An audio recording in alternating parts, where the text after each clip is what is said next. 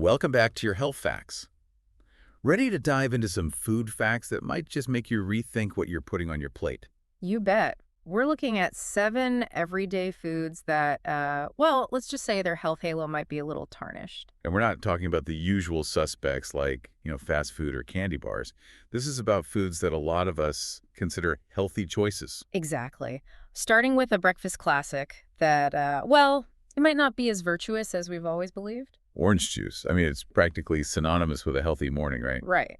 And on the surface, it seems like a great source of vitamin C, but the problem is, the way most of it is processed. You're talking about pasteurization. Exactly. That heat treatment that makes it safe and gives it a longer shelf life. Yeah. It also, unfortunately, zaps a lot of the good stuff. So those vitamins and enzymes everyone associates with OJ. Yeah, a lot of them get destroyed in the process. What you end up with is basically sugar water with a little bit of vitamin C added back in. Wow, that's a bit of a bummer. I guess fresh squeezed is really the way to go if you want the full benefits. Definitely. Now, let's move on to another popular health food category, plant-based proteins, specifically soy. Right. With more people choosing vegetarian and vegan options, soy products are everywhere these days. And that's not necessarily a bad thing. Traditional soy foods like tofu and tempeh, the fermented kinds, they can be really nutritious. But you're saying not all soy is created equal. Precise. There's this thing called soy protein isolate that's become a very common ingredient in processed foods.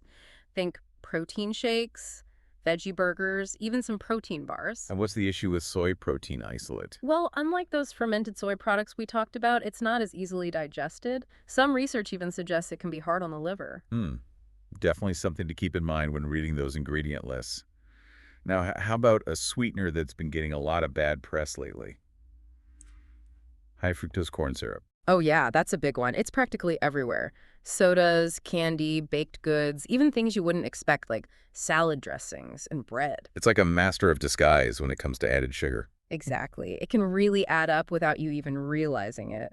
So definitely pay close attention to those labels. Absolutely. Let's shift gears now and talk about meat. Any hidden truths lurking there? You bet.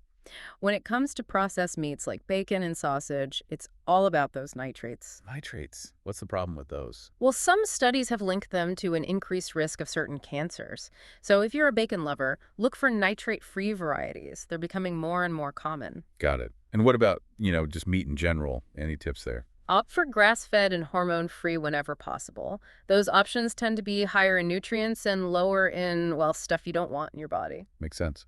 Now, moving on to dairy, is there anything we should be wary of when picking out our milk? Well, conventional milk often contains a hormone called RBST, which is used to increase milk production in cows. I've heard of that. Is it bad for us? The research is still a bit mixed, but some studies have suggested potential negative effects. So if you're concerned, choosing organic or at least hormone-free milk is a good idea. Okay, I'll keep that in mind. Now, let's talk about those convenient TV dinners.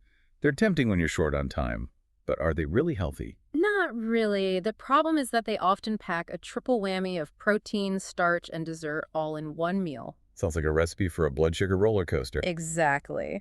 That combo, especially with all the refined carbs and added sugars, can lead to those big insulin spikes that can be pretty harmful in the long run. Yeah, it seems like convenience often comes at a nutritional cost. Yeah. Okay, last but not least, let's talk fruit. I mean, fruit's always good for you. For the most part, yes. But there's one thing to be cautious about, especially with berries and fruits that are imported from certain countries. What kind? DDT. You might remember it as that pesticide that was banned in the US back in the 70s. Right, because it was linked to all sorts of health problems. Exactly. But it's still used in some countries, and traces of it can end up in the produce that gets imported to the US. So it's a good idea to be mindful of where your fruit is coming from. That's some food for thought, literally. Well, this has been eye-opening. Thanks for breaking it all down for us. My pleasure. Always happy to help people make informed choices about their health. And for our listeners, if you want to dig deeper into these topics and get even more tips on healthy eating, head over to yourhealthfacts.com. You'll find tons of resources there. Definitely worth checking out. Until next time, stay healthy out there. See you next time.